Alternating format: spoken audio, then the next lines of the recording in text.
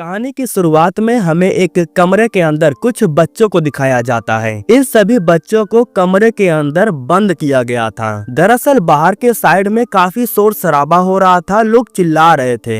लोगों के चिल्लाने की आवाज सुनकर के बच्चे काफी डरे हुए थे और रो रहे थे। एक बच्चा जिसका नाम है जेमी, वो दरवाजे के पास जाता है और अपने डैड को बुलाता है, लेकिन तभी दरवाजा तोड़ करके कुछ लोग अंदर आ जाते हैं जो बच्चों पर बहुत ही बुरी तरह से हमला कर देते हैं। जैसे ही दरवाजा खुलता है तो जेमी दरवाजे के पीछे छिप जाता है, इसलिए वो बच गया था। उसे जैसे ही मौका मिलता है तो वो भाग करके बाहर आता है और अपनी माँ के पास जाने लगता है। उसकी माँ जैसे ही उसे देखती है तो उसे कहती है कि जेमी यहाँ से भाग जाओ। घर के बाहर एक चर्च बना हुआ था। जेमी भागते हुए उसी चर्च के अंदर जाने लगता है। चर्च के अंदर एक फादर बैठे हुए थे जिनसे वो पूछता है कि आखिर ये सब कुछ हो क्या रहा है, जिस पर फादर जवाब देते हुए कहते हैं कि ये सब कुछ एक दिन होना ही था, ये सब कुछ हमारे भलाई के लिए हो रहा है। हालांकि वो जेमी से ये भी कहते हैं कि तुम कहीं जा करके छुप जाओ। इतना कहने के बाद सभी इंसान कांच को तोड़ करके अंदर आ जाते हैं और फादर को काटने लगते हैं, जिसकी वजह से कुछ समय के बाद फादर भी इन्फेक्टेड हो जाते हैं। इस तरह से अब फादर भी वायरस से इन्फेक्टेड हो जाते हैं। जेमी छुपा हुआ था, उसे जैसे मौका मिलता है वो भाग करके बाहर चला जाता है।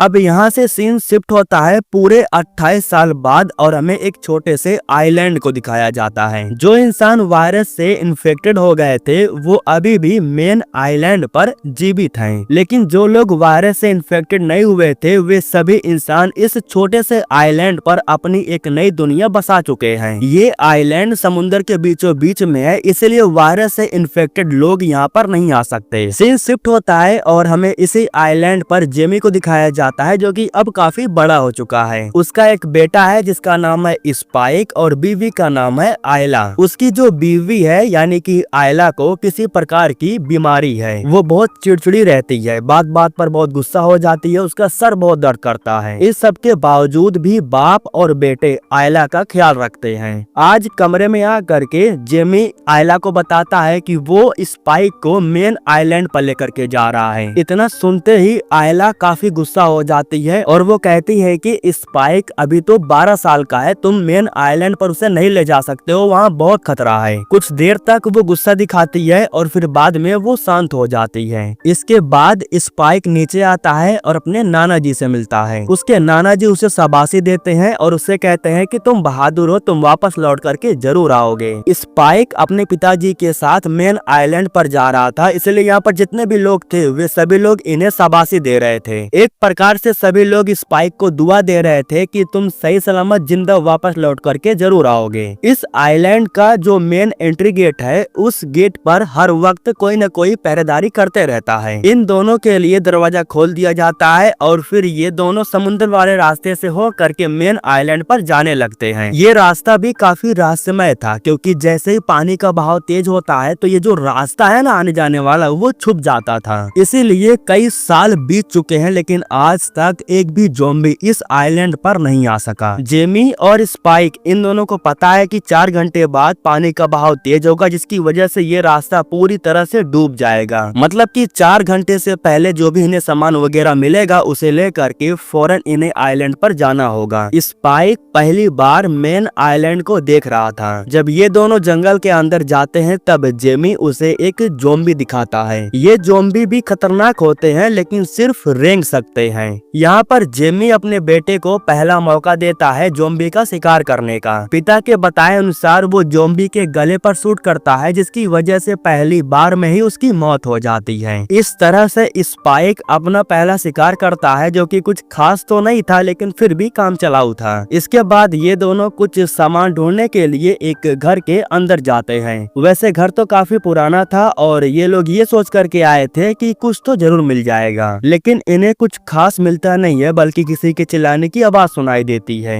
दरअसल कमरे में एक ज़ॉम्बी को किसी ने बांध करके लटकाया था। वो ज़ॉम्बी अभी भी जिंदा था, वो छटपटा रहा था। जेमी कहता है कि ये तुम्हारा शिकार है, तुम्हें इसे मारना होगा, लेकिन स्पाइक कहता है कि मैं ऐसा नहीं कर सकता। दरअसल अभी तो वो 12 साल का था और बच्चा था, उसका दिल इतना मजबूत नहीं हुआ था कि वो हर किसी को ऐसे मार सके, लेकिन फिर भी पिताजी के कहने पर वो इस ज़ॉम्बी को भी जान से मार देता है। इसके बाद जब ये दोनों वापस से जंगल में आते हैं हैं तब स्पाइक को एक पेड़ के ऊपर हिरन का सर लटका हुआ दिखाई देता है। यह देख करके जेमी को एहसास हो जाता है कि आसपास कुछ खतरनाक वाले ज़ॉम्बी हैं। ये लोग लौट करके वापस अपने आइलैंड पर जा रहे थे, लेकिन तभी रास्ते में कुछ ज़ॉम्बीज इनके सामने आ जाते हैं। जेमी अपने बेटे से कहता है कि इन ज़ॉम्बीज को अल्फा कहा जाता है। ये काफी ताकतवर होते हैं और इनका दिमाग काफी तेज होता है। जेमी अपने बेटे के साथ साइलेंट मोड में खड़ा हो जाता है, लेकिन बाद में उसे एहसास हो जाता है कि इन्हें चूतिया बनाना मुश्किल है, इसलिए वो अपने बेटे के साथ वापस जंगल में भागने लगता है। और तभी सारे अल्फा ज़ॉम्बीज भी इनका पीछा करने लगते हैं। ये ज़ॉम्बीज काफी तेज भाग रहे थे और इन्हें देख करके स्पाइक थोड़ा डर गया था, इसलिए वो अच्छे से इनका शिकार भी नहीं कर पा रहा था। वो तो किस्मत से इन्हें एक छोटा सा घर मिल जाता है और उसी घर के अंदर ये दोनों चले जाते हैं। घर के ऊपर में एक सीक्रेट दरवाजा था, उसी के अंदर ये दोनों जाकर के छुप जाते हैं। दिक्कत की बात ये थी कि ये लोग यहाँ से जा नहीं सकते थे और धीरे धीरे शाम हो जाती है।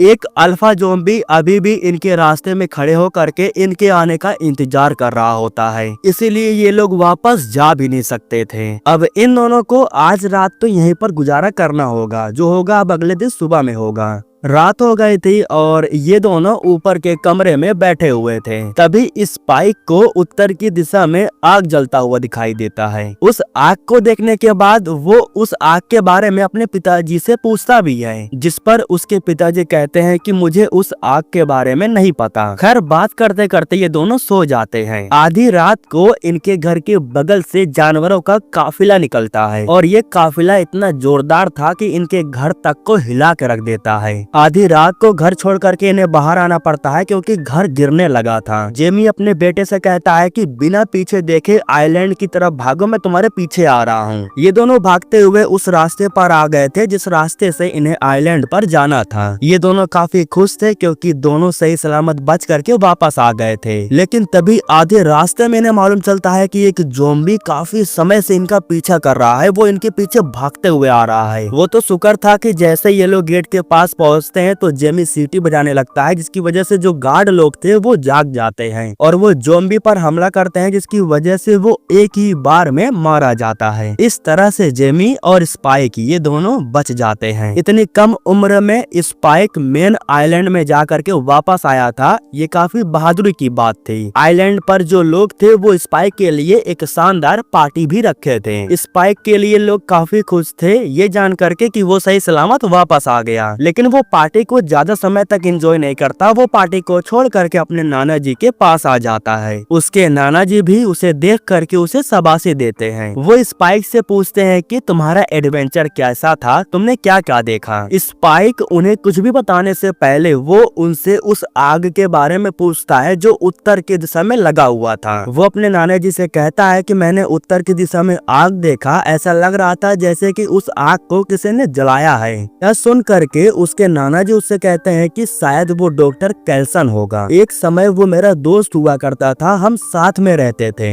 हम दोनों ने लगभग 10-12 साल एक साथ बिताए थे। उसके बाद मैं यहाँ आ गया, लेकिन वो अभी भी वहीं पर है। मुझे नहीं पता था कि अभी तक वो जीवित है, मुझे लगा कि वो मर चुका होगा। स्पाइक को जैसे पता चलता है कि वो एक डॉक्टर है तो उसके मन में लालसा जाग जाता है। वो अपने नाना जी से ये कहता है कि अगर मैं अपनी माँ को उनके पास लेकर के जाऊंगा तो वो मेरी माँ को ठीक कर देंगे। जिस पर उसके नाना जी कहते हैं कि मैं दावे के साथ नहीं कह सकता हूँ, मैं उससे 15 सालों से नहीं मिला। अब वो कैसा है मुझे नहीं पता, वो तुम्हारी माँ को ठीक भी कर सकता है या नहीं मुझे नहीं पता। कुछ भी हो, लेकिन स्पाइक के लिए अब एक उम्मीद जाग जाती है। अगले दिन सुबह में स्पाइक जा करके अपने डैड से मिलता है और उनसे कहता है कि आपने मुझसे झूठ क्यों बोला। मुझे तो ऐसा लगता है कि आप माँ से प्यार नहीं करते हो, आप उन्हें बचाना नहीं चाहते हो। आपको पता है कि वो एक डॉक्टर है, फिर भी आपने मुझसे झूठ बोला। अगर आप चाहो तो माँ को उनके पास ले जा करके माँ को ठीक करवा सकते हो। जिस पर जेमी कहता है कि वो डॉक्टर पूरी तरह से पागल हो चुका है। उसी आग को देख करके मैं अपने दोस्तों के साथ वहाँ पर गया था, जहाँ पर हमने सैकड़ों लाशों को देखा जिन्हें लाइन में रखा गया था। वो डॉक्टर उनके साथ पता नहीं क्या करने वाला था। वो हम देख पाते उससे पहले डॉक्टर ने हमें देख लिया और वो हमारी तरफ इशारा भी कर रहा था, इसलिए हम सब डर गए और वहाँ से फौरन वापस आ गए। यह सब सुनने के बाद भी स्पाइक कहता है कि मैं अपनी माँ को उस डॉक्टर के पास लेकर के जाना चाहता हूँ, वो मेरी आखिरी उम्मीद है। जेमी कहता है कि नहीं, वो कहीं नहीं जाएगी। फिर भी स्पाइक जिद कर रहा था। स्पाइक कहता है कि कुछ भी हो जाए मैं माँ को लेकर के जाऊंगा। जेमी उसे मना नहीं पाता, इसलिए उसे एक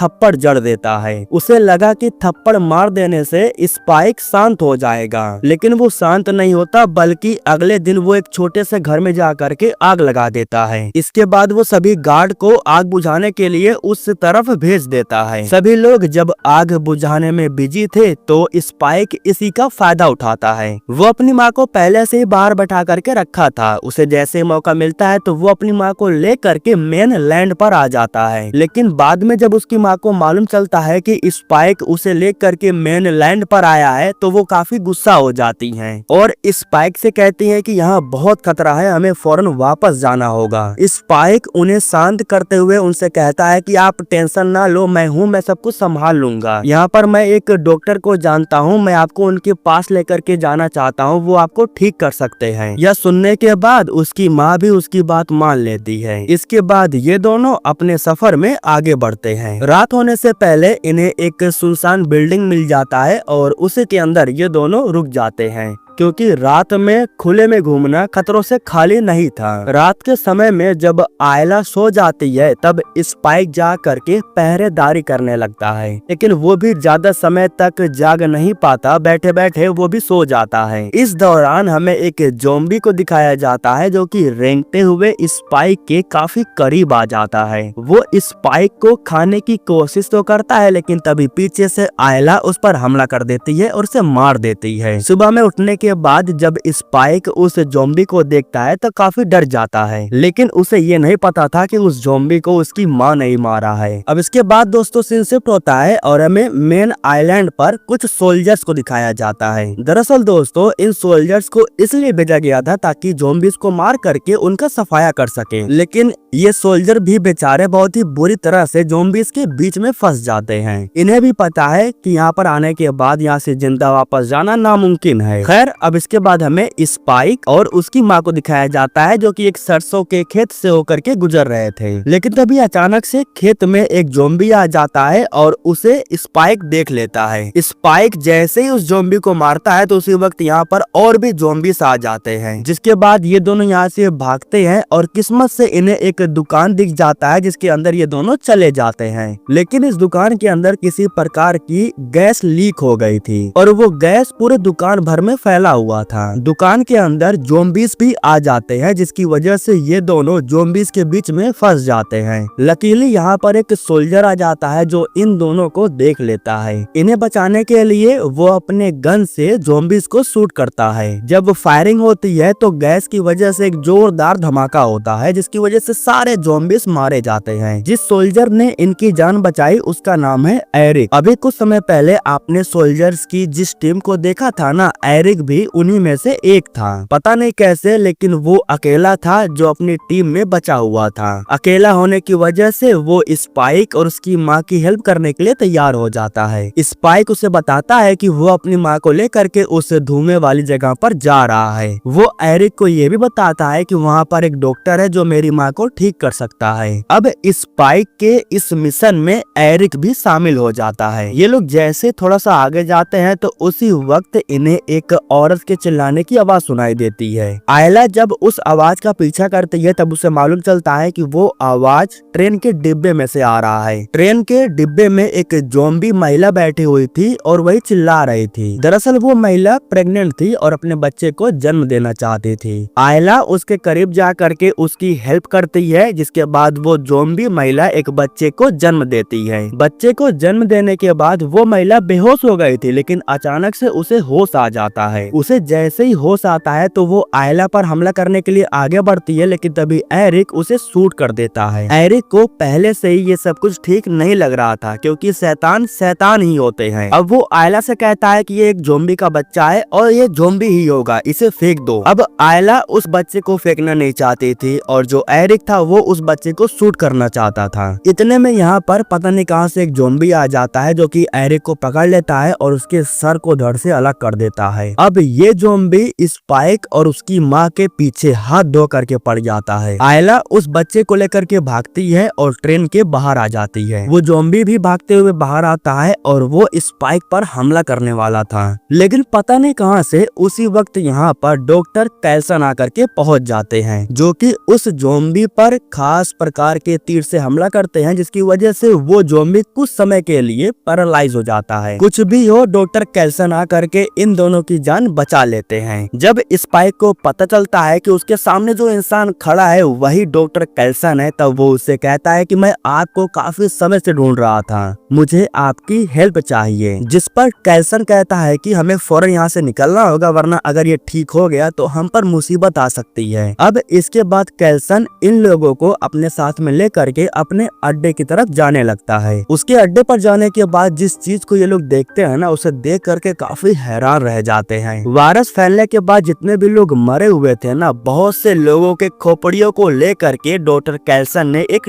टावर बना दिया था। अब ये डॉक्टर कैल्सन का शौक है या फिर पागलपन, मुझे नहीं पता। एरिक का खोपड़ी वो अपने साथ लेकर के आए थे, उसे निकाल करके वो स्पाइक को देते हैं, जिसके बाद वो खोपड़ी को ले जा करके बाकी के खोपड़ियों के बीच में रख देता है। इसके बाद वो कैल्सन के पास आता है और उनसे कहता है कि जब मुझे मालूम चला कि आप एक डॉक्टर हो, तब से मैं आपको ढूंढ रहा हूँ। दरअसल मेरी माँ को किसी प्रकार की बीमारी है और मैं चाहता हूँ कि आप मेरी माँ को ठीक कर दो। अब कैल्सन के पास उसका साधन तो था नहीं कि वो चेक करके बता दे कि उसे कौन सी बीमारी है, लेकिन फिर भी थोड़ा सा वक्त लगता है। वो शरीर को अच्छे से चेक करते हैं और पता लगा लेते हैं कि आयला को कौन सी बीमारी है। दरअसल आयला को कई सालों से कैंसर की बीमारी हो रखी थी। ये उसका लास्ट स्टेज चल रहा था, बचने का कोई चांस नहीं था। अब ऐसी कोई भी दवाई नहीं थी जो आयला को बचा सके। जब ये सब कुछ स्पाइक को मालूम चलता है तो वो ये बात मानने को तैयार ही नहीं हो रहा था। वो बार बार ये रटे जा रहा था कि मैं दवाइयाँ लेकर के आता हूँ, आप बताओ कहाँ पर है, आप माँ को ठीक कर सकते हो। लेकिन वो तो था बच्चा, उसकी माँ जैसे तैसे करके उसे शांत करती है। लास्ट स्टेज का मतलब ये था कि किसी भी वक्त उसकी मौत हो सकती थी और उसे काफी दर्द भी होने वाला था। इसीलिए वो इस दर्द को सहना नहीं चाहती थी, वो आसानी से मरना चाहती थी।